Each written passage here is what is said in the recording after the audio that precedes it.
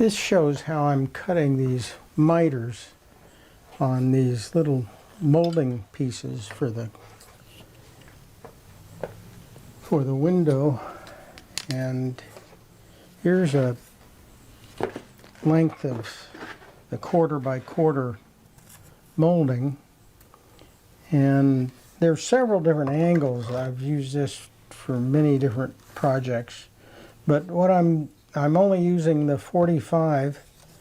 This is one of the 45s going this direction, and then this is the other 45 going in the other direction. So first thing I do is create one miter, and then I go over to the window and mark where the other miter goes. Now, can I do this without blocking? Yeah. And there's a little tiny pencil mark that I can locate in that 45-degree groove right here.